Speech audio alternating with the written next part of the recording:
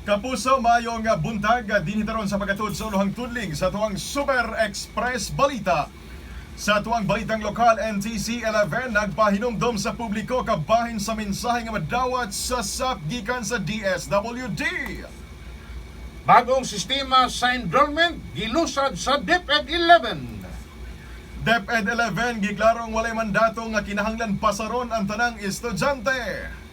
Samtang DCPO nakikalayon sa mga establishmento sa Davao aron nga batukan ang kriminalidad. Programa sa OWA nagpadayon alang sa mga na-repatriate nga mga OFWs. Samtang sa tong balitang abroad, FD gibawi ang emergency use authorization sa hydrochloroquine.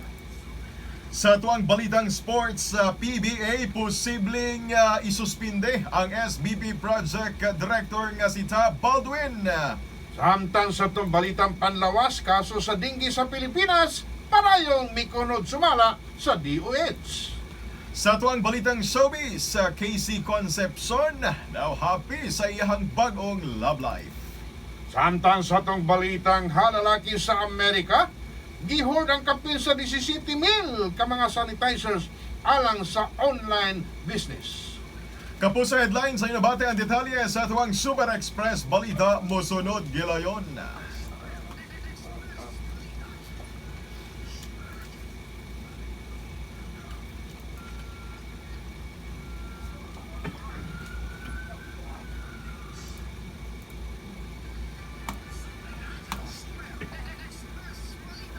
Kapuso, mayong buntag dinhitaron sa paghatod sa detalye sa tuwang Super Express Balita karong adlawng Martes.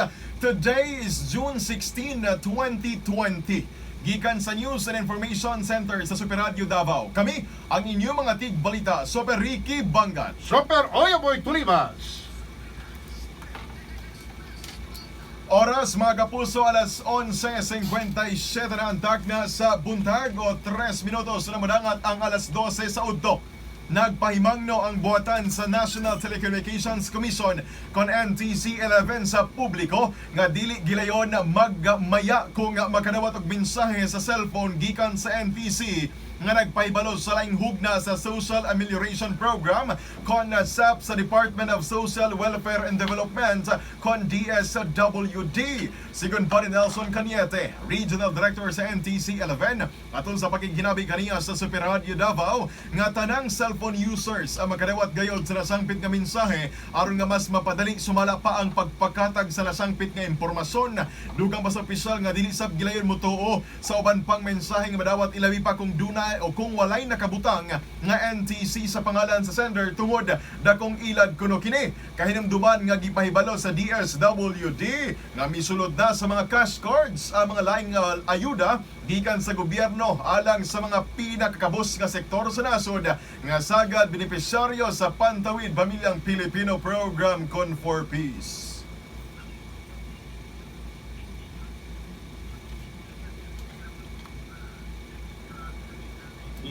Kung natin mo na itong government time or government plan, gikan sa mga telcos, free na siya.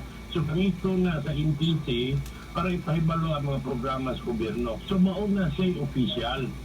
Now, kanang mga nigawas lang ang mga numbers, i-verify sa gid nato na, i-verify sa gid nato na tungod kay tama na mo mahimong sakyan muna sa uban na mga yublon, mga yung kwarta, so on and so forth. Kapuso, inabati ang tipikas sa pamahayag ni Sir Nelson Cañete, Regional Director sa NTC 11, atol sa pakikinabi kaniya sa Super Radio Davao. Sa laing bahing, giklaro sa buhatan sa National Telecommunications Commission kon NTC 11 nga nagpadayon gihapon ang operasyon sulod sa mga opisina hangtod karon mga panahona. Dugang pa ni Nelson Cañete, Regional Director sa NTC 11, atol sa paghinabi kaniya sa Super Radio Davao nga atol sa General Community Quarantine sa Davao City, gipatuman nini ang skeletal workforce aron nga matod pa makunhuran ang ihap sa mga empleyado nga mosulod gawa sa opisina o kung ugaling doon ay magpositibo sa COVID-19, dili matod pa mahurot dayon o ka-quarantine o aron nga dili mabaldang operasyon sa buhatan. Hinoon, giangkon sa opisyal nga dunay dutay nga delay ang mga transaksyon sulod sa mga opisina karong dunay quarantine kung itandi sa normal nga operasyon. Naman ko yung mga na-instruction ng among komisyon, kung mahimo, ilimit lang ang tao nga mga empleyado namo, ilimit lang diha. So sa ubang mga regions, himo nila every 2 days lahi ang tao. Pero ingon ako, masisod mo lang every 2 days, himo nako every week. So itunga nako ni workforce, katunga sa mga sa engineering, karong simanaha, katunga sa sunod simana. Ang purpose mo na sumpa ko lang na infection, dili man nirado.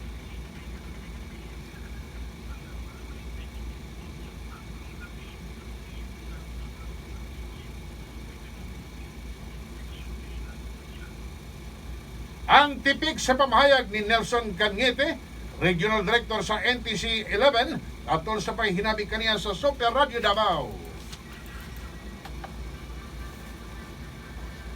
Alas 12 impunto na sa Udto, Kapuso, dugang paghatod sa detalye sa balitang lokal.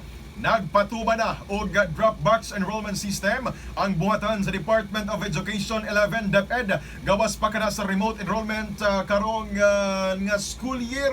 Tumong niini aron nga mas mapadali ang pagpa-enroll sa mga magtutungha sa nagkariyang lugar sa Davao Region.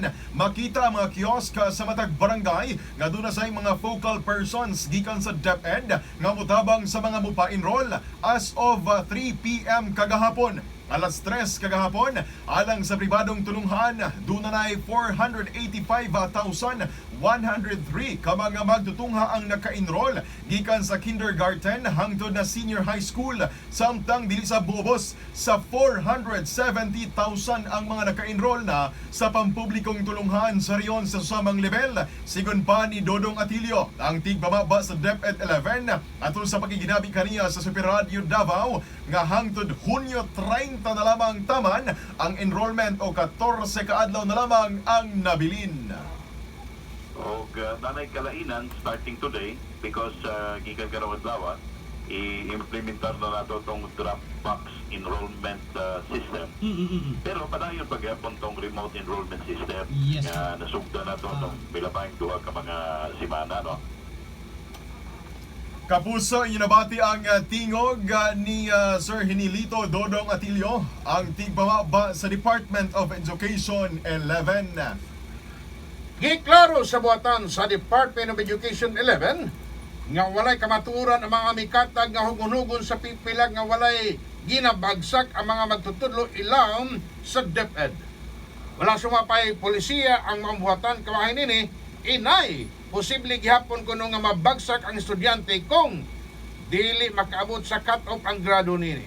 Ginugang pa ni Hinilito Dodong Atilio, ang tigpamaba sa Department of Education 11, nga mamahimong wa na'y pulos ang pagbuktunga sa mga bata kung dili makakaton, rason nga kinahanglan nga ipatuman kung unsa ang mando sa buhatan pag-abot sa grading system sa buhatan. Sa pagkakaron, dili sab kuno rason nga tungod dunay pandemya kinahanglan pasaron ang mga estudyante bisan nga dili mayo ang grado niini. Never in the history of the education of this country nga natin gitawag nga kanang passpol, no? Ang atong policy gyud is that mabitaw natin mga assessments, natin mga evaluation, mga taggrado tungod kay naagyoy mo pasar o gay ay dili mo pasar. So ay magtuwa ng mga ingonayana. Ang tipik sa pamahayag ni Hinilito Dodong Atilio, tigpamaba sa Department of Education 11. Alas 12:04 na, Kapuso, dugang paghatod sa balitang lokal. Padayon karon ang pagpatuman sa koordinasyon sa Davao City Police Office. Pinagisab kang Police Colonel Kirby John Craft ngadto sa tanang mga police station commanders sa Davao City nga mo-coordinate sa mga security managers, lakik na mga tangiya og mall sa guban pang mga establishmento sa syudad sa Davao nga magpatuman og strikto sab nga seguridad alang sa publiko nga mosunod sa tagsa-tagsa ka mga establishmento nga ipatanggal una ang maska sa mas dali nga panahon aron nga mas o dunay tsansa nga makuha sa CCTV camera nga naka-install sa matag mall aron sab kuno nga dunay datos ang establishmento kun o galing nga dunay mga individual nga mupahigayon og mga nagkadaiyang krimen o di kaha dunay kalambigitan sa krimen aron sab nga mas ma-identify kini sa pagkakaron padayon gyapon nga dunay mga nagkadaiyang police officers nga naka-instalar sulod o naka-deploy sulod sa matag mall sa syudad aron nga mas masigurong luwas o mahatagan og hugot nga seguridad ang tagsa-tagsa ka mga establishmento sa syudad sa Davao karon nga dunay gipatuman gyapon ang General Community Quarantine. Padayon karon ang paningkamot sa Overseas Workers Welfare Administration kun OWA aron mahatagan og laing cash assistance alang sa mga active OWA registered overseas Filipino workers kun OFWs nga pakyas makaabil sa kasamtangan nga Department of Labor and Employment kun Department of Labor and Employment ACAP.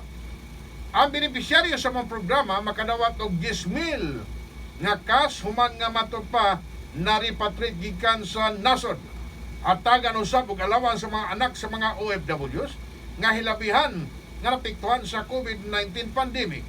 As of May 26, Doli ACAP nakapang-apod-apod na og 17.84 million ngadto sa 1,784 ka mga OFWs. Sa pagkakaron, dunay 3,450 ka mga applications sa mga OFWs ang naaprobahan na o nagpaabot na lamang sa cash assistance gikan sa DOLI. Kapuso, dugang pang detalye sa itong mga balita sa itong pagbalik. Oras, alas 12. Oras, mga kapuso, alas 12:13 na. Balik ta sa tuwang tulumanong Super Express sa balita karong Martes. Sa balitang abroad, na-recover sa Food and Drug Administration FDA sa Amerika ang Emergency Use Authorization kon EUA sa medisinang hydrochloroquine din gituuhang mabatukan ini ang COVID-19. Magbutyag pa ni FDA Chief Scientist Denise Hinton base sa bag-uhay nga pagtuon sa FDA na diskubrihan nga nasangpit nga droga wala mi kwalipika sa criteria alang sa emergency use authorization aron makonsidera isip epektibong tambal sa maong sakit. Samtang gidepensahan sa ni FDA Commissioner Dr. Stephen Hahn ang pag-issue sa nasangpit nga EUA sa milabayng bulan di nagbase lamang sa ang buhatan kuno sa mga migawas nga ebidensya sa gipahigayong assessment. Kahinumduman nga mismong gipadayag ni US President Donald Trump nga migamit sa naisgutan medisina o gipromotar kini sa panagang sa COVID-19.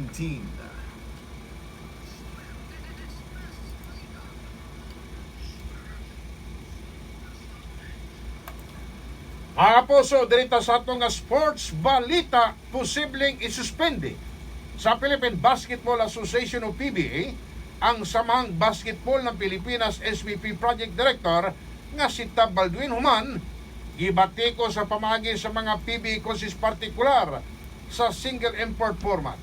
Gikareport nga nakigpulong si Baldwin ngadto kang PBA Commissioner Willie Marcial o sa pa mga opisyali sa PBA alang sa pagpaklaro sa gipadayag nini nga mga komento. Pipilasab ka mga local players ang mipagawa sa ilang kasubo. Then gitawag nila si Baldwin isip usa ka risis sa mga Pilipino. Sa karon wa pay opisyal nga pamahayag ang PBA bahin sa mamaymong sanksyon alang kang Tab Baldwin.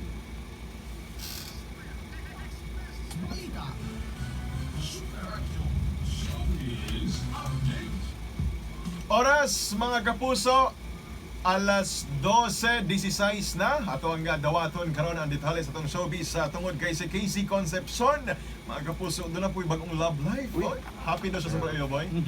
Kini. Ano po din sila itong kwan? Itong Filipino-American? Oo, nagbuwag na po siguro. O gato ang siren sa purap kanawang po ni Casey Concepcion. Ani karon si Casey. Oy, Jess sa Torre Franca. Super Jess, pasok. Sabi na mo si Casey na yun, ha? Yes, ha? Super Jess! Atong balikan si Casey. Ayun, ana. Super Jess! Go! Casey? Yes!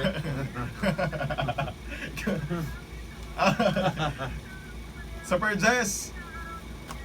Casey daw, yung super, di super Glenn, yung super boy. Casey Duterte.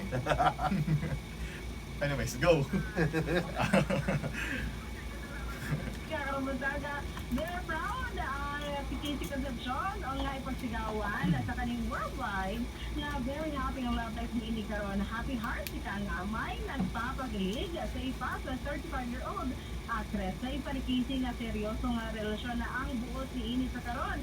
Deep relationship sa Malaka. Paano wala nagtatagugin si Casey? Si Kinsa ang laki gaya pa. Hindi man nakalabay ang nandilig sa Black Dress mo ang Black Eyed Peas member, ang 45-year-old niya si Apple Diab. Din si Apple ang very vocal nga doon ay gusto kay Casey kani adto pa. And close friend sa daw matas pa sila ni Casey. Well, wait na lang natin ang confirmation given mismo sa Casey Concepcion. And that's it. So itong showbiz chika, Super Jazz sa Tarafang Kadiak, dan Super Radyo 75 kini ang balita. Super Express. Dahil salamat Super Jess sa Torre Franca, alas 12:18 na.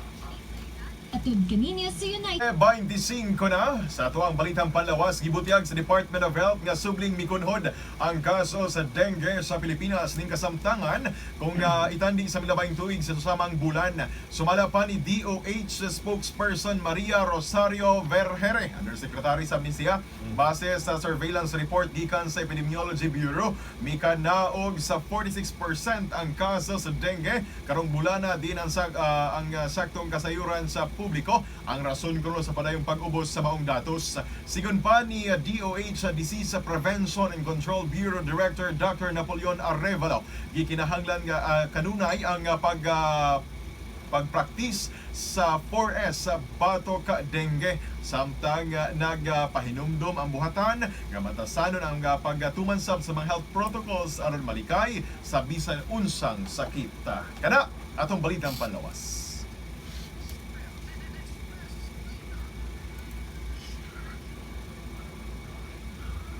Way! Ako'y napabingon nga, hoy, kahoy!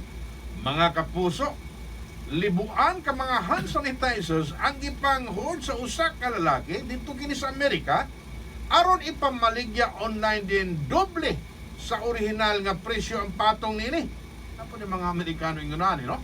Gila isip holder of sanitizers ang maong suspect sa prominenteng magazine nga New York Times, rason nga sobring gibatikos kini sa mga netizens sa social media samtang tungod sa kaulaw nga nasinatian niya sa mga pagbasgikan sa publiko, ipanghatag na lamang ni mga kapuso ang 17,700 ka mga hand sanitizers sa mga residente o nagpabilin siya diha sa kustudiya sa mga otoridad.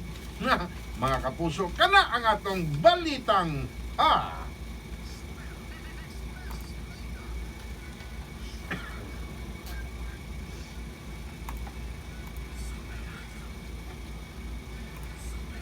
Alas 12:27 na, balikan ng mga kapuso ang uluhang tuling sa tuwang Super Express Balita. Balitang lokal NTC 11, nagpahinumdom sa publiko kabahin sa mensahe nga madawat sa SAPA. bagong sistema sa enrollment gilusad sa DepEd 11. DepEd 11, giklarong walay mandato nga pasaron tanan ang mga estudyante. Samtang DCPO nakikalayon sa mga establishmento sa Davao aron nga batukan ng kriminalidad. Programa sa OWA, nagpadayon alang sa mga na-repatriate nga mga OFWs. Balitang abroad, FDA gibawi ang emergency use authorization sa hydrochloroquine. Sports balita, PBA posibleng suspinde ang SBP Project Director nga si Tab Baldwin. Samtang sa atong balitang palawas kaso sa dengue sa Pilipinas, padayong mikunod sumala sa DOH. Balitang showbiz, Casey Concepcion, happy daw sa iyang bagong love life. Nako, samtang sa atong balitang lalaki sa Amerika. Gihord ang kapin sa 17,000 ka mga sanitizers alang sa online business. Kapuso mo ka na naglangkob sa tuwang Super Express Balita karong adlong Martes. Today is June 16, 2020. Sa ngalan sa mong partner sa Pikas Dawag si Super Glenda Gloria o Get Well Soon Super George Alimpo. Ingon man na sa kritibukang puwersa sa Super Radio Davao. Gikan sa News and Information Center sa Super Radio. Kami ang inyong mga tig-balita, Super Ricky Bangat. Super Oyoboy Tuliba. Kapuso, musunod na ang atuang live press briefing sa kauluhan pinagis itong Mother Station, DZWB. Super Express Balita. Okay. Thank you so much. Sa mga balitang walay kinabigan o walay kiprotektahan sa DXGM Thank you, sir. Super Radyo Davao 11.25. Kini ang balita. Super Express Balita. Ang pagsusunod niyo. Daghang salamat sa inyong pagpaminaw.